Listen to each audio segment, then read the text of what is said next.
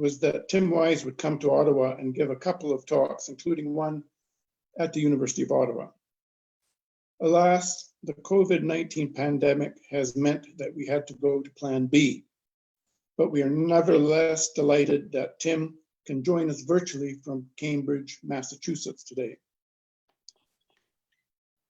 To save time, I will provide very brief introductions to our speakers.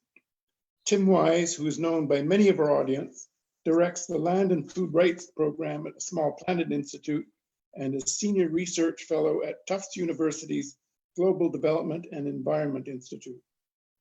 Last year, he published a book entitled Eating Tomorrow, Agribusiness, Family Farmers, and the Battle for the Future of Food.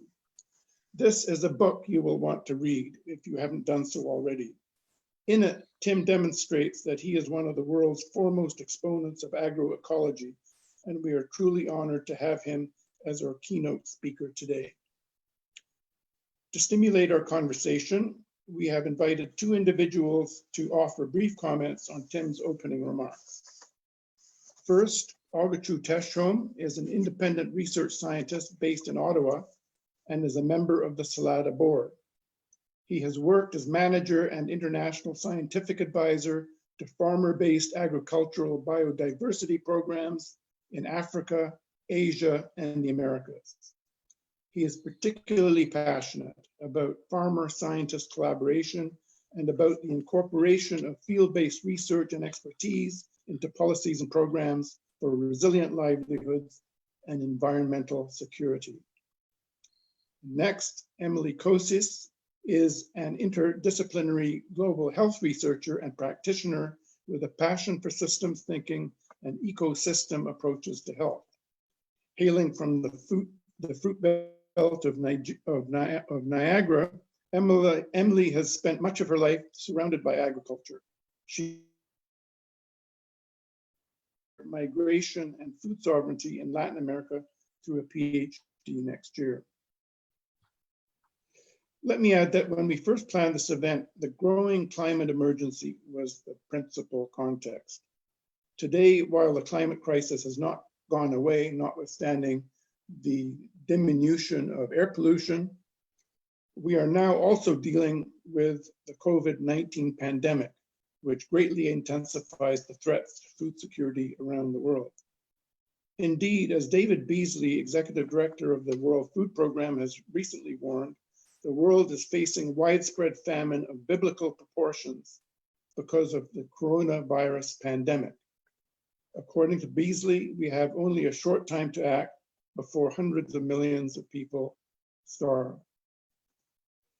A quick note about audience participation in this Zoom webinar. Only the speakers on the program will be heard. Others can participate through the Q&A button, which you'll see at the bottom of your screen, to pose questions to the speakers. If you have a question or comment for the organizers, please use the chat button at the bottom of your screen. In either case, you will have to type out your comment or question in the right-hand column. With that, let me thank all of our speakers for participating today and invite Tim to speak. Tim. Thank you. Thank you so much, Roy. I really appreciate being here. I was so looking forward to coming to Ottawa to be there in person with many colleagues who I've worked with over the years.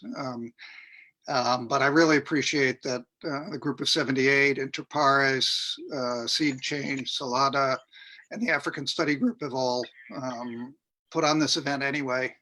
In a virtual connection is so much better than no connection at all in these times. And I appreciate it, the invitation and the participation of all of the other panelists and the participants as well. As Roy said, what my book really focused on was, well, what I called the battle for the future of food. And that battle has there are many battle lines in that, in those various battles around the world. The book research took me to India, to Mexico, to the heartland of the United States, and to Southern Africa. And Southern Africa is really what I want to talk about the most in this talk. But I think what I want to stress is that the climate emergency and the pandemic both have highlighted many of the same fissures in our global food system. And as many have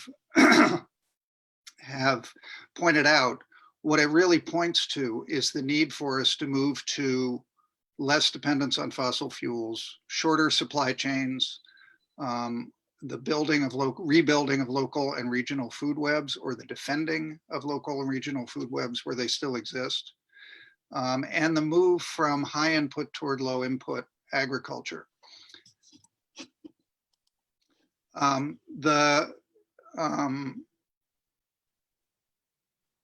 In the 5 years I was researching this book, I saw a lot of these same fissures taking place everywhere I went. And I saw the battle for the future of food play out in a variety of different ways. The title of the book, Eating Tomorrow, in fact, kind of is sort of more appropriate today than it was when we came up with the title. It was not actually easy to come up with a title for this book, and I'm really glad this is what we ended up with. But the two happiest parts of this book for me are the title and the fact that the New Press published it last year, precisely on my birthday. So best birthday present ever. And the title actually came from my colleague, Frances Moore Lepay, now my colleague at Small Planet Institute. But before I was at Small Planet Institute, she gave me comments on an early book proposal, which were invaluable. She's written now 19 books. So she's also very good at coming up with book titles. We didn't have a good working title. We brainstormed over lunch in Cambridge, didn't come up with anything. I'm walking home. After lunch, my cell phone rings. I answer it, and it's Frankie. And I said, "Oh, hi, Frankie." And she said, "Hey, Tim, what about Eating Tomorrow?" And I'm really telling the truth. I said, "Well, Frankie, I really enjoyed our lunch today. I guess we could do it tomorrow." And she said, "No, the title of your book." And that's honestly where the title of the book came from.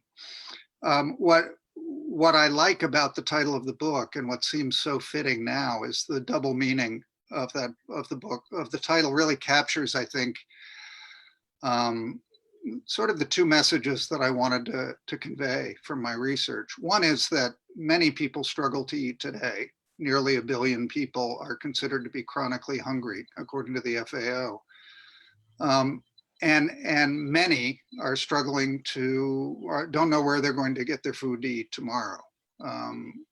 Eating tomorrow in the future, of course, in the more distant future, is threatened by climate change, and now in the more immediate future by the pandemic. But the other meaning of eating tomorrow, of course, is that the way we're growing our food now in an industrial food chain is quite literally devouring the natural resource base on which future food production depends. We are consuming the seeds, the climate, the soil, the water that we will need to feed ourselves tomorrow. And by continuing to expand and trying to expand this industrial agricultural model to places like Sub-Saharan Africa, we are quite literally eating our collective tomorrows, undermining our ability to feed ourselves in the future. The battles for the future of food take many forms. They're battles against land grabs, as Salada has worked on, was founded to work on, and I cover that in the book. They're battles against terrible trade policies that undermine small-scale farming in developing countries, and I cover that in looking at NAFTA in Mexico, looking at the National Food Security Program in India. But what I really want to talk about here is Sub-Saharan Africa, and that's really because it's where the battle for the future of food is the most urgent. It's where hunger is the most severe. It's where soils are the most degraded, agriculture is the least productive, and it's where climate change is projected to have some of the most serious impacts in the world. And as I saw, it already is having those impacts. But Africa is also where the Bill and Melinda Gates Foundation and donor governments are aggressively exporting this industrial model of agriculture. They're doing it under the banner of the Green Revolution for Africa, a very well-funded attempt to increase farm production by promoting commercial seeds and chemical fertilizers. And the battle for the future of food that I saw in much of Southern Africa was the battle between the Green Revolution and ecological agriculture. So that's what I really want to talk about. In Africa, governments are putting scarce public funds into input subsidy programs, which are then supported by organizations like the Alliance for a Green Revolution in Africa, which has had a budget so far of roughly $1 billion. But African governments themselves are putting about $1 billion a year into these kinds of input subsidies. And what those subsidies do is they give farmers coupons for discounts on the purchase of these inputs, from these commercial inputs of commercial seeds and fertilizers. I start the book in Malawi with what came to be known as the Malawi Miracle. It was called a miracle because Malawi, a small landlocked country on the southeastern part of Africa, had suffered a series of food shortages and famines, actually, in the early 2000s. And their government finally got fed up with that and said, we're going to ignore IMF and World Bank advice. We're going to subsidize our farmers to grow maize, our main staple crop. And they did that, spending roughly 60% of their entire agricultural budget on these subsidies.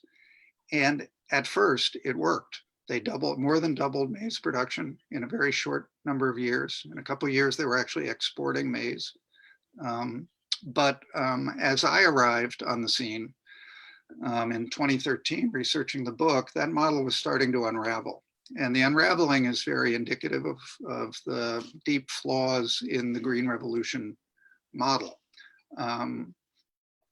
Because what these subsidies and these Green Revolution programs encouraged was planting more and more maize in monoculture and feeding it with synthetic fertilizers.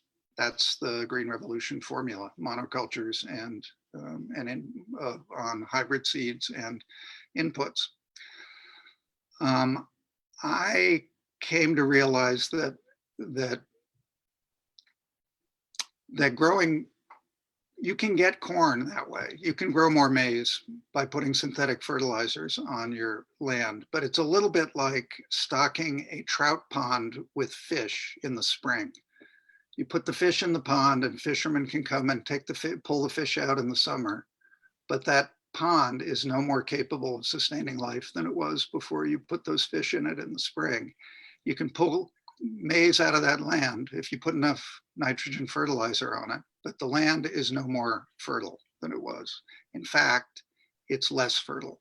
And that is that's what I began to see in Malawi as yields, which grew initially with the application of fertilizer, plateaued. They flattened out. Farmers needed more and more fertilizer to grow the same amount of maize. And then they plummeted. Yields declined as the land was exhausted. Why? Any agronomist will tell you that if you just pour fertilizer onto degraded land grown in monocultures, it will acidify and the land will grow less fertile. Today, the unfortunate story is that Malawi, despite having spent so much money on these input subsidy programs and investing so much in this Green Revolution model, Malawi is no more food secure than it was when it started. Hunger measures for undernutrition and stunting are almost as high as they were when this program started. And once again, you have a country growing double the amount of maize, the main staple crop in the country, but that not having any impact on hunger. Hunger amid plenty is the theme that my colleague Frances Moore Lepay at the Small Planet Institute made her career on nearly 50 years ago when she wrote Diet for a Small Planet and pointed out that hunger was not primarily the product of a scarcity of food. It was a product of a scarcity of power. power on the part of the poor over food producing resources like land, power on the part of poor workers because they don't have the purchasing power to buy the food that they need. The Alliance for a Green Revolution in Africa is now been running for about 14 years. It was founded in 2006. Again, with big money. About 2/3 of the funding has come from the Gates Foundation alone. They started with the goal of doubling productivity and incomes and cutting food security in half for 30 million small-scale farmers in Sub-Saharan Africa. I've done some research that's documented in the book, but I've been doing an updated set of research on the Alliance for a Green Revolution in Africa, and it is failing on all counts. There is absolutely no evidence that productivity is going up significantly in the 13 African countries in which they work. Even in the priority crop that is so highly subsidized, maize, in 12 years, yields have only gone up 28%. It's about 2% a year. That's a very slow growth rate. They need 5% a year to get to their goal of doubling productivity. What all those subsidies have done too is they've taken land out of other crops, out of more nutritious, more climate resilient crops like millet and sorghum, which were more traditional staples in a lot of these countries. Because the subsidies say, if you grow maize, you'll get a subsidy. So people grow maize. They drop their other crops, they expand onto other crops, onto other land. Millet yields have gone down 20% in the same time. Cassava, another staple in many countries, yields have gone down 6%. Sorghum has just stagnated with barely a 4% increase in yields over 12 years. And if you look at we sort of created an index to look at a basket of staple crops so that we could see sorry, my video seems to keep cutting out. There you go. A basket of staple crops, yields for this basket of staple crops have gone up less than 1.5% a year, just less than 18% over the course of this 12-year period. That is a disastrous outcome for a policy that is so heavily subsidizing and investing in green revolution technologies to increase productivity and increase incomes. And that's the other piece of the failure, is that there's very little evidence that it's improved. Like Malawi, there was very little evidence that it improved the welfare for poor farmers and rural residents. And in fact, in agri-countries as a whole, the Alliance for Green Revolution's 13 countries, hunger has gone up. The prevalence of absolute hunger, chronic undernourishment as measured by the FAO, has gone up 30% in the 12 years that we're looking at. So this is an absolute failure of a program. You should know that your development model is a failure when even the countries that you tout as successes, like Malawi or Rwanda for that matter, are failures. And that's exactly what we're looking at here.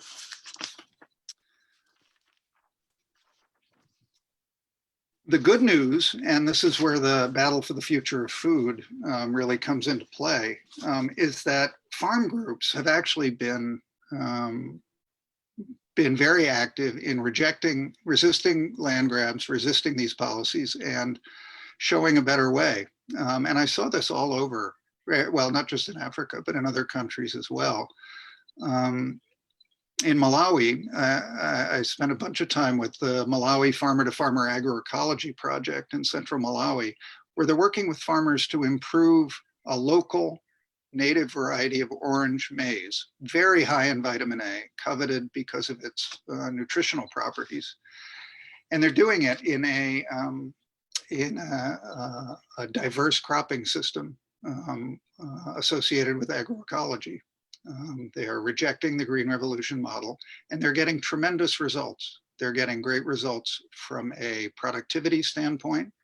And they're getting great results from a nutritional standpoint because, in fact, the project started with the goal of increasing the diet diversity of the community by increasing its cropping diversity. It's worked. The nutritional measures in these communities are much, much higher. They're far more resilient to climate change because their soils well, their diets are diverse. So if one crop fails in a drought, not every crop has failed in a drought. They have something to eat. If heavy rains produce floods that wash topsoil away, they have crops in the ground that are holding those with roots in those soils, holding those soils in place. The soils are getting richer. The soils are increasing their organic content so that they can hold water better. So in a drought, fewer crops die. This is a proven climate resilience strategy, and it's a proven income resilience strategy and food security strategy because of the diversity of crops.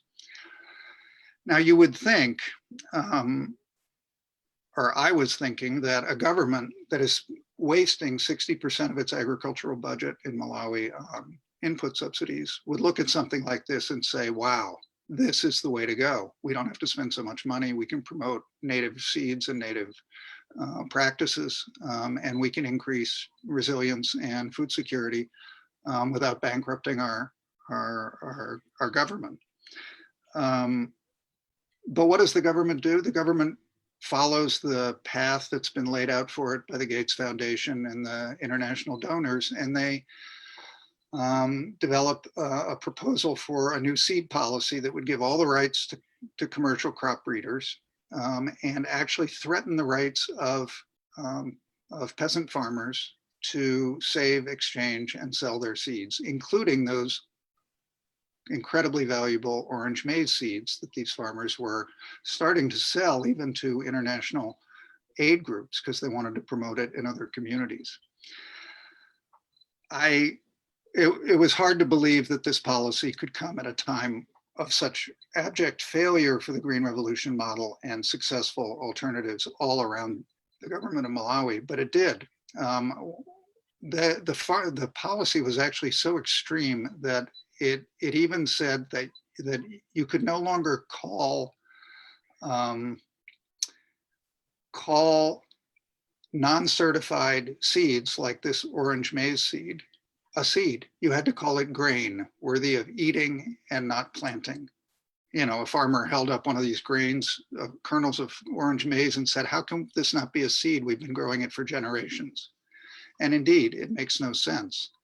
I was actually arguing with one of the defenders of that seed policy in Malawi and I said,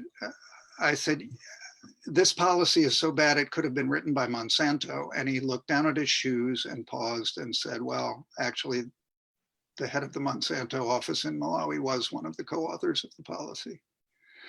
And that's kind of what I saw all over the world, not just in Southern Africa, is that agribusiness has their fingers in the policy process. They're right there advocating for their interests. Malawi has 50% of the commercial maize seed market in Malawi. They're the ones who are having their sales subsidized by these input subsidies, and they're the ones really benefiting from these programs, not the farmers.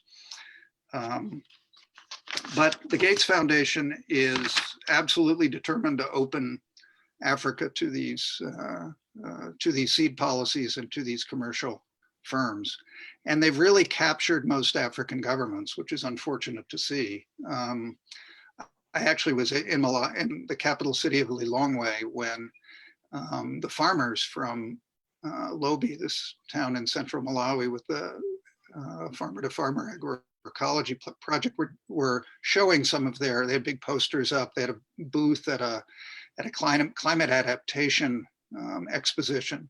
And I saw farmer Evelyn Jolomole actually get to talk to the president of Malawi, who made a tour, Peter Mutharika, of a tour of this exhibition.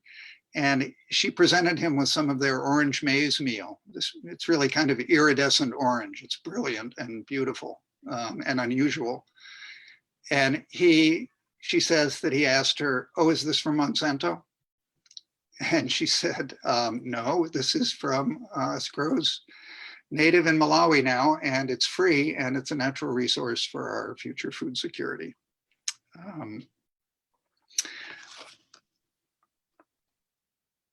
I saw projects like that everywhere I went, and in Mozambique, which was devastated by Cyclone Idai last year, you may remember. Definitely a storm whose intensity was widely attributed to climate change, the worst storm they'd ever seen on the east coast of Africa. Killed 1,000 people, washed away crops they had an inland lake, they called it, or an inland sea, 100 miles long from the ravages of this storm. Came right at harvest time, wiped out people's seeds. But I've been seeing the effects of climate change in Southern Africa the whole time I was researching, including a remarkable community that had weathered 2 droughts, a drought that actually dried up their irrigation canals because the river ran dry, and the ocean, the Indian Ocean, swelled about 8 inches higher because of sea level rise, flowed back up the stream, back up the riverbed, and into their irrigation channels, poisoning their soils. They were still, 5 years later, they were still not farming some of that land because of that climate change impact. But they were remarkably resilient. They were 19 farmers organizations, 7,000 women, overwhelmingly women, all women-led co-ops associated with the National Peasant Union. And they were showing the way. They had an agroecology project. They had their own native seed variety that they were propagating. They had seed banks. They were growing out seeds on their land to send to the farmers who had been affected by the cyclone, so that they'd have seeds to plant for the next year.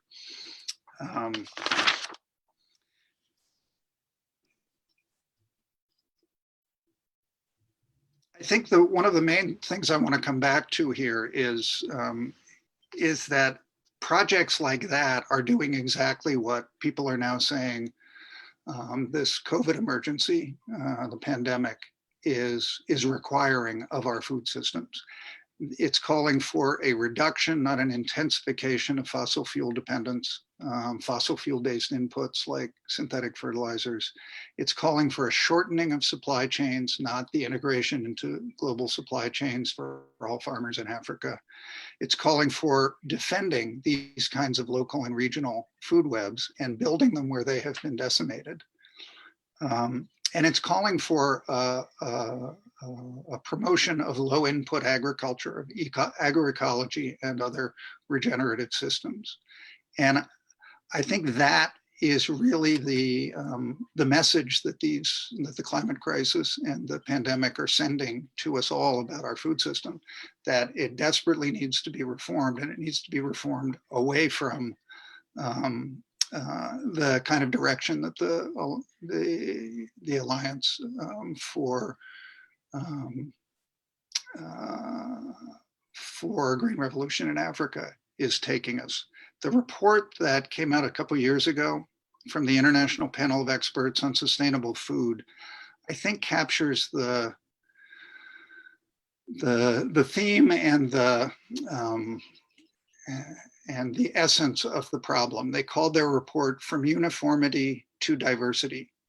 And that's how they captured what was wrong with our system. We're committed to monocultures of uniformity, and we need to be promoting diversity. Concentrated economic power is at the center of the problem.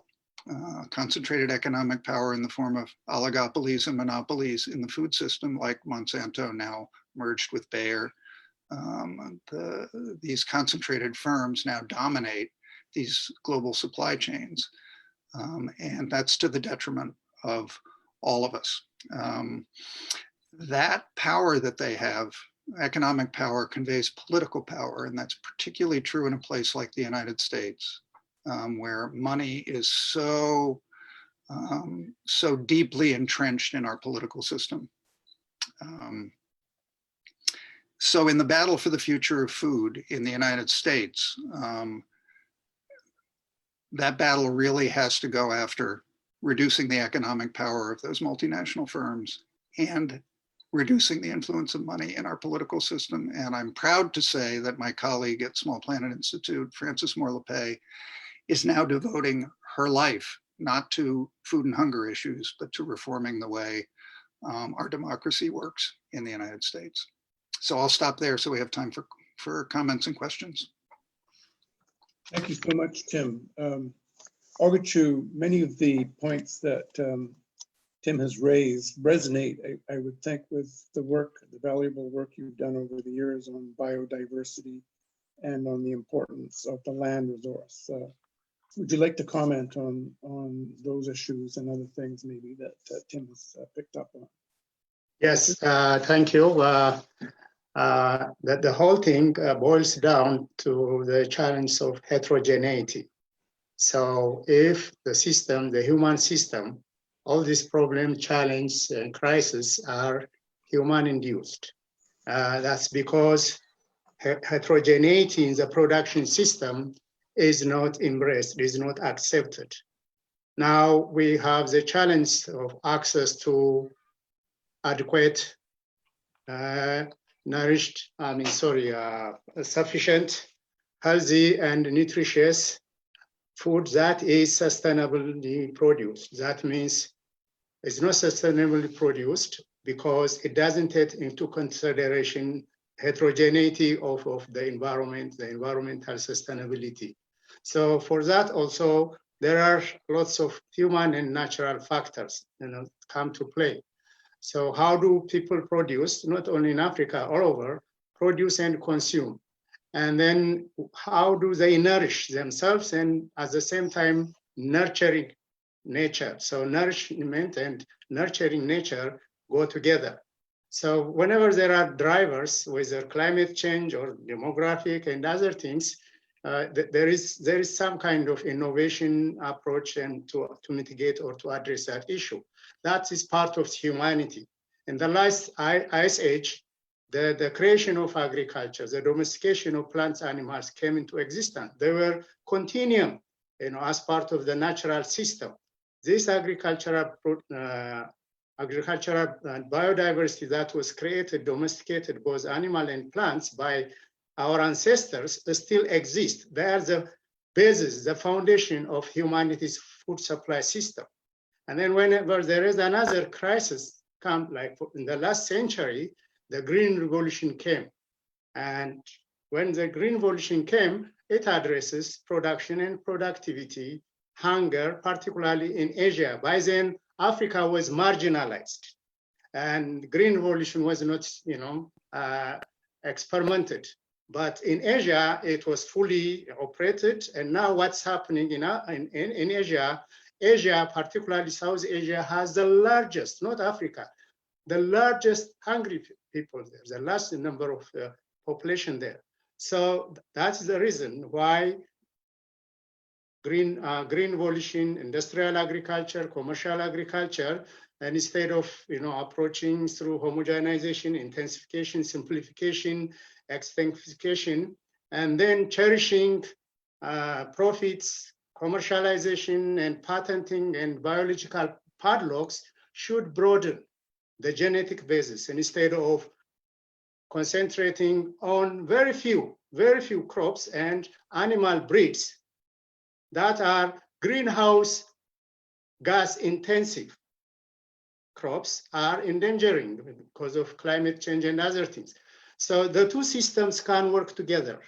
And then this happens because of policy and institutions, investment, finance, research that come and work, understand, know what's happening in the family farming systems that have been in existence for the last 10,000 years, since the last ice age. If we understand agricultural biodiversity, if we embrace, and if the two systems can work together, all issues can be addressed. But if there is a tension between heterogeneity and homogenization, that can lead to lots of problems and disaster. The science is now telling us lots of evidence that this crisis is happening because of policy, particularly into access, ownership, security, ownership to land and land resources by family farmers. Africa, as I said earlier, is heterogeneous. Now is a battleground for land grab. 20, 30 years ago, to some people, Africa didn't have the resource basis, but no, it's the most heterogeneous biogeographical region on the earth.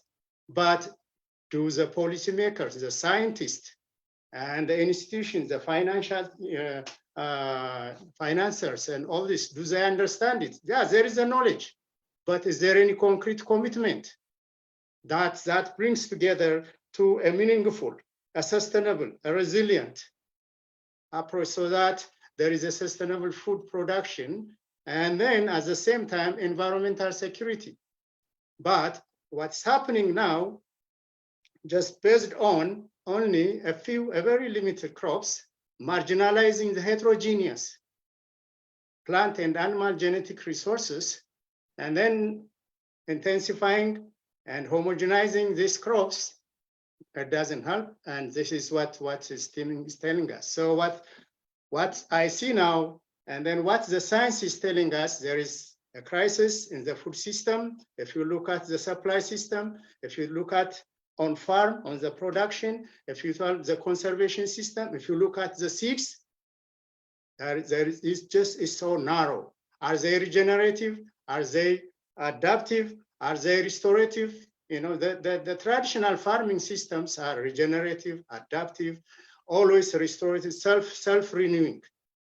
But how do we learn from that? And this system is vibrant because of the people. Time-tested knowledge and practices that has been in existence, the women and men farmers. Do we have that knowledge in the system? It has been marginalized. There is a lot of erosion. I don't know if it exists. There is demographic growth. So how can we address that? But there is still hope. But that hope, that solution comes through a paradigm shift by embracing diversity, heterogeneity in its entirety. Elements, composition, structures, function. Functional agricultural biodiversity should come. Production and productivity, and relying on very limited, narrow-based genetic resources will not help. And then the other issue is, as a result of that, now climate change comes. Climate is an integral part of the production system.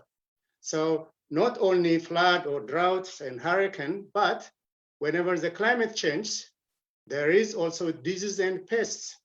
So what the industrial agriculture has been doing, yes, focusing on increasing production, focusing on eliminating hunger, and then even in terms of production and productivity is debatable. The claim is wrong, because I'm not going to talk about the input, the output, but yes, there has been surplus production, and now the diet, the food is homogenized. There is no difference between countries now at the global level. That is a risky business. But as far as climate change is concerned now, climate is not changing only the physical aspect. There are diseases and pests associated coming with that. So the Green Revolution or the industrial agriculture didn't do anything about adaptability. There has been lots of chemicals and other things, pesticides and herbicides to counter pest and disease. But now they are ahead of the game. They are proliferating, they are coming. So what is missing is adaptability. Adaptability through heterogeneity, embracing the time-tested and knowledge and practices. So there should be a paradigm change of broadening the genetic basis, the knowledge basis, and ensure that the farmers, the indigenous, the people who created agriculture, I mean, this is a human system. So there should be a solution from the human leadership, the stewardship. The people have to be at the center of the vehicle. The science has to give choice, and the choice comes from the heterogeneity of the agricultural biodiversity. So thank you.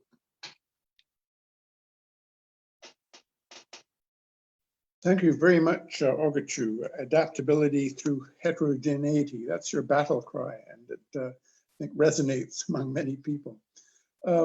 Emily, as a public global health researcher, I'm sure you've spent a lot of time lately thinking about the COVID-19 pandemic and how this is going to impact on global food security. And where do we start? What do we do about this? Emily. Thanks. Yeah, where do we start? So hi, everybody. As Dr. Culpepper mentioned at the top of the call, and just now as well, I work in global health, and a great deal of my work has been positioned really at the intersection of public health, nutrition, and agriculture and food systems. So I've had quite a interdisciplinary body of work, but really what has been the constant for me in all of this is equity considerations. In the last couple of months, I'm finding that this is a really interesting lens to have and place to be positioned, because perhaps like never before, at least in my lifetime, we're witnessing on a global level the uncovering and essentially magnification of inequities in virtually every aspect of life. When we just look at the state of global food security right now, systemic inequities that are inherent to our globalized industrial food system are on display writ large due to the pandemic that's ongoing. It's probably no surprise to anyone on this call that the pandemic intersects with food security in a whole host of different ways. But I wanted to highlight just a couple of areas or fissures, as Dr. Wise has mentioned them as being, that I think are worth more careful consideration because of the fragilities and inequities that they highlight with respect to food security. So Dr. Wise touched on this a little bit in his comments. COVID, I think, has revealed the reality of supply chains and the reality of them being quite imbalanced and quite vulnerable to disruption. Globally, for the last number of decades, agriculture has become a market that rewards and services high volumes. This productivist approach is set up to service the globe, but it really doesn't service very well local communities, small regions, or even individual countries. And because of this, it's incredibly vulnerable to bottlenecks, logistical bottlenecks. Supply chains are complex, they cover long distances, and really depend on, as we've seen, intricate flows of people and production and inputs and foodstuffs. Even more concerning, that was mentioned by both Agachu and Timothy, is that they're quite concentrated and depend on monopolies or oligopolies to function.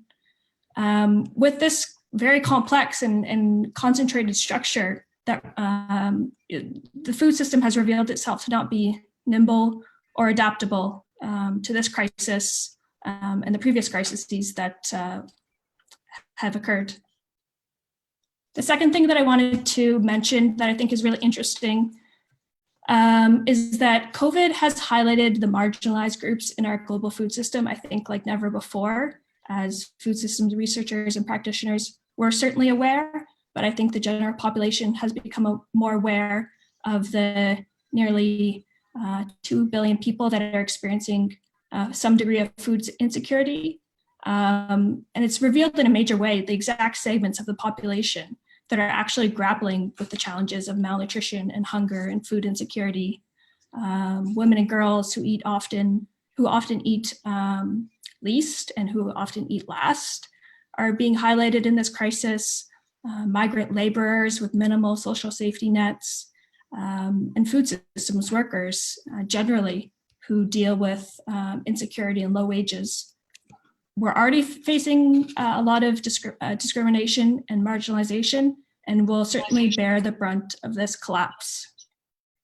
I think it's also worth noting that farmers are paradoxically some of the most vulnerable prior to this to malnutrition and hunger, and continue to be as part of this COVID pandemic.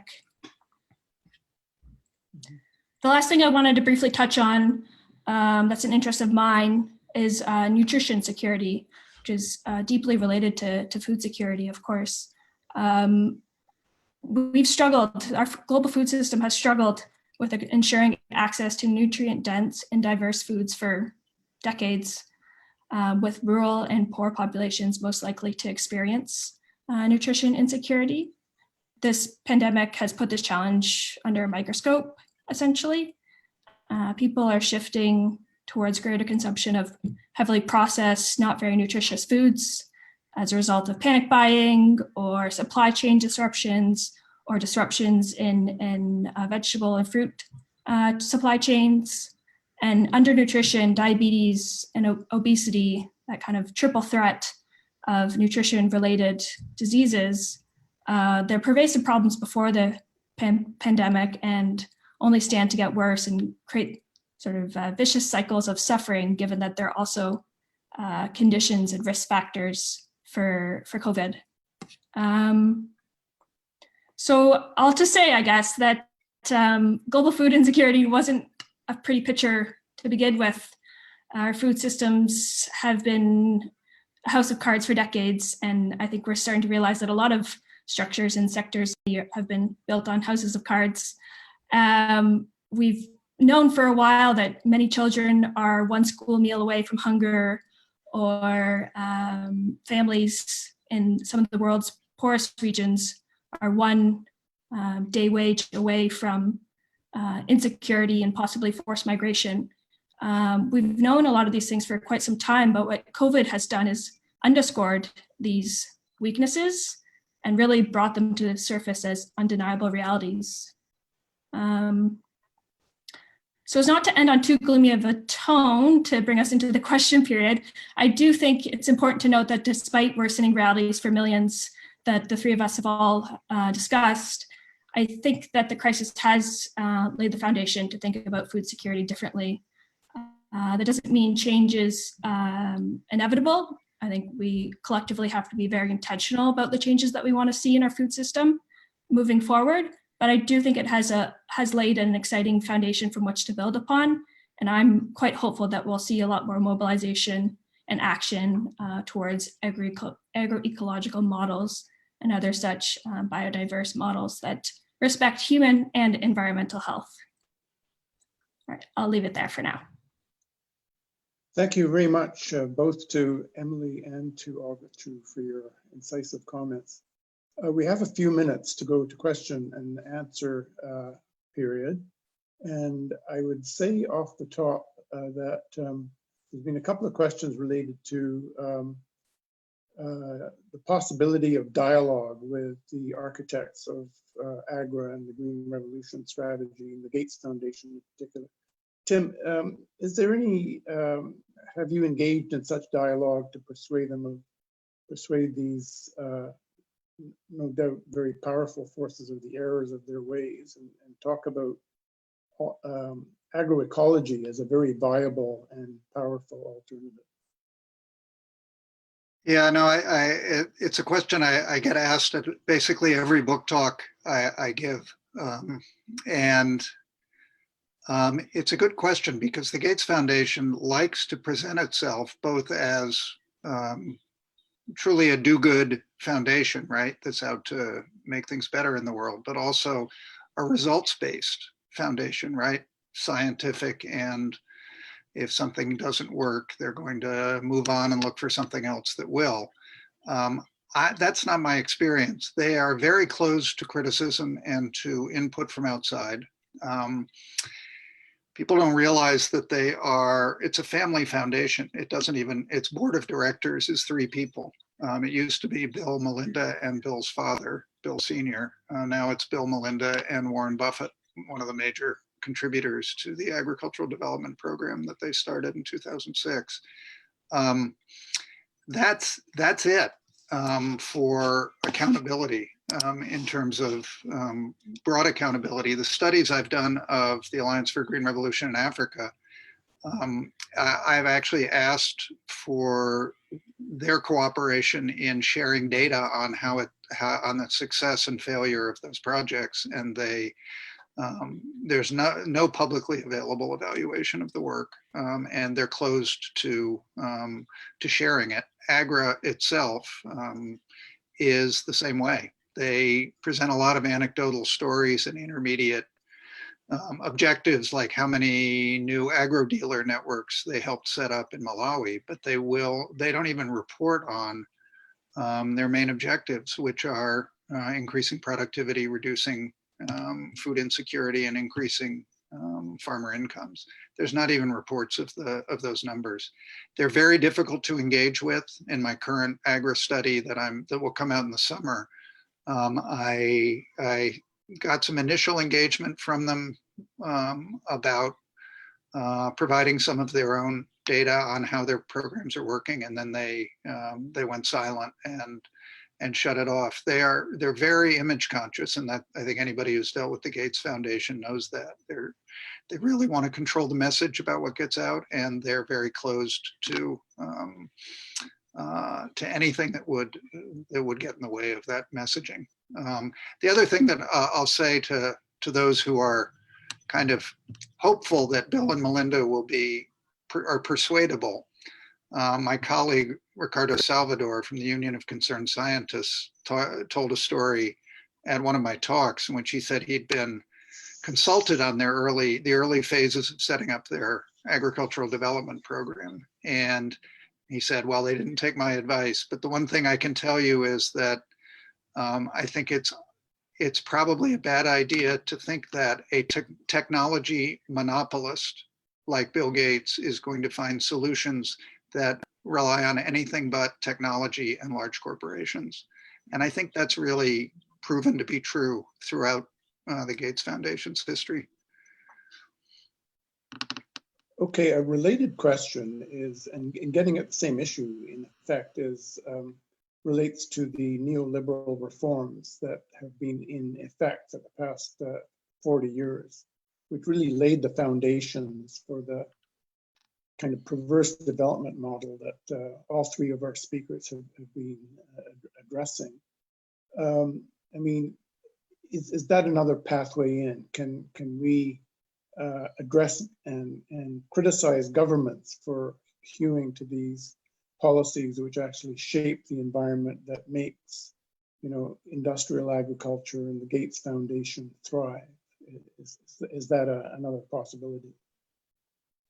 Yeah, I think it is. And I think, in fact, in the last 10 years, 12 years, we've had two crises now that really show the vulnerability of what I guess some would call free market fundamentalism, another term for that neoliberal idea of getting the government out of the way so the market can work its magic. The first was the financial crisis, which was also a food crisis in 2007 and 2008. And that produced some initial hopes for reform in commodities markets and in financial markets. A lot of those have been rolled back by financial firms flexing their political muscle with legislators.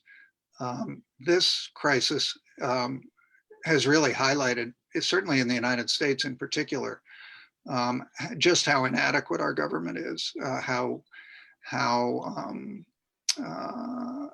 basically our government institutions have been so dismantled that here we hit this crisis. I mean, you have to realize that we're talking about, the three most vulnerable communities where the incidence of COVID-19 infection has been the highest, in rural areas in particular, has been among healthcare workers, not surprising, nursing homes where the elderly are concentrated, and meatpacking plants. And the meatpacking plants are considered essential workers. These are workers who are largely non-union, largely immigrant. Gets to the equity questions that Emily was talking about. They have, some of you in Canada still probably can't appreciate how uncivilized we are here. No national health system, no secure access to healthcare. many without documentation, so they were afraid to go to a public institution because they might get deported, particularly in the era of Trump.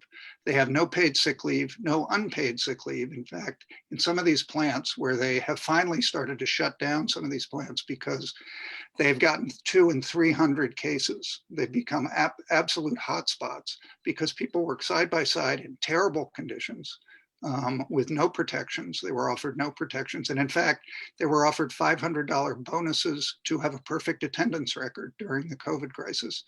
And all of that because they're considered essential workers. Why are they essential workers? They're essential workers because our over-concentrated supply chain is entirely dependent on a very small number of firms using a very small number of very large packing plants to produce all our pork and meat and other kinds of meat. So it just highlights all of the inequities in our society, the absence of any kind of unemployment system that covers most workers in the United States. And in fact, the government has, just to kind of protect the economy from total collapse, has had to step up and start filling some of those holes. So Americans, for the first time, are starting to experience some of the basic social democratic benefits that many other people in developing countries have had for years.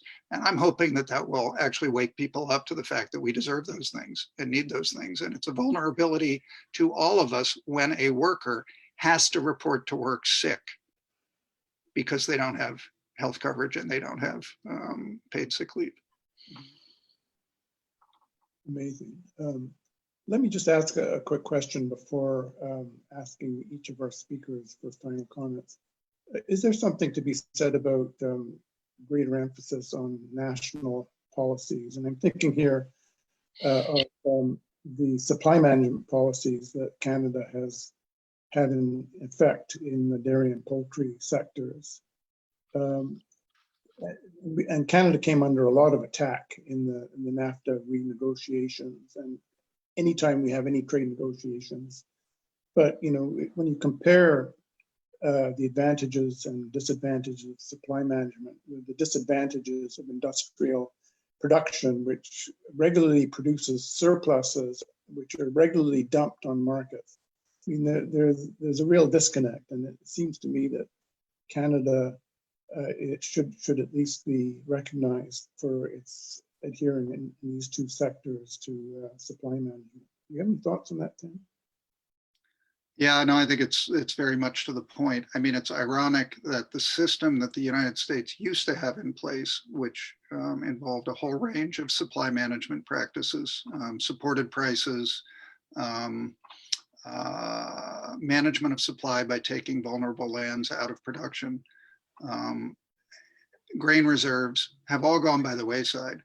But now, under the crisis, the Trump administration, for the second time, has started a program to buy up surplus commodities and distribute them to food banks, because the free market is a complete disaster at making sure that readily available supplies of food that are now milk is being dumped all over the country because the prices are so low, get to the people who need it. And now there's suddenly a large number of people who need it. So again, it shines a light on both how broken the market is for relying on that market to allocate resources and allocate food in the end at an affordable rate, at affordable price. And then how important it is for the government to play a role in ensuring distribution of that food. So we may get back to some of those policies. Democratic candidates in the several of them in the Democratic primaries in Iowa had very good and surprisingly articulate policies for a return to some kind of active government role in managing agricultural markets. And I think it's urgently needed. Farmers are going bankrupt, and they were before the crisis. Dairy farmers are absolutely in crisis. Okay, well, we're almost out of time. I'm just wondering if in a sentence or two, either Archu or Emily would like to provide some finishing remarks or concluding observations.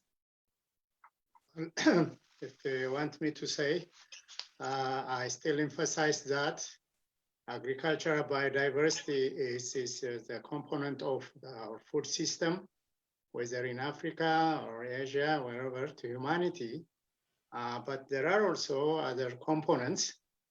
Again, without agricultural biodiversity, no food system. And agricultural biodiversity exists because of knowledge and practices of farmer selection. These are selection practices that are synergistic, complementary, consilient. So those have to be embraced. The heterogeneity of the resource bases, the climate, the soil. Lack of understanding of the soils in Africa is a disaster. So what I'm saying is the food system has to broaden the diversity of crops, whether in the field, at the table. For example, what we see in the agricultural landscape is not seen on the table if you go to a family house. That because denied by some kind of leadership policy, emphasizing importing highly refined processed food items. So we have to allow, the leadership has to allow the farming system to do its own sustainable work. So diversity, knowledge and practices, and the resource basis. Thank you. Emily, last words. Yes, super briefly. I think as we continue to grapple with this crisis and start to move out of it, I think we need to remind ourselves again and again that the fact that the food system is failing right now is a given, and it was failing before this crisis and will continue to, with deepening inequities and fragilities that will only serve to get worse if food system reform isn't actively prioritized. And I'm hoping that with that, we'll move from food security to food sovereignty and actually start to make change in this space. Okay, fantastic. I'm going to have to wind up now. I'd like to again thank all of our co-sponsors. Thanks to our speakers, Olga Chu and Emily and Tim, all of whom helped to shed light on the path from ecological disaster to planetary health and food security. I hope that someday we will have the opportunities to knock elbows with Tim right here in Ottawa on a forthcoming visit. Also, a shout out to our Executive Secretary, Sarah Bowles, who's been behind the scenes manning the chat line, and we would welcome you to visit the Group 78 website to see the video published version of this webinar. And thank you finally to all of our participants who spent the hour with us and could clearly have spent longer. So stay tuned and stay well and stay safe in this time of great anxiety and uncertainty. Thank you. Thanks to everybody.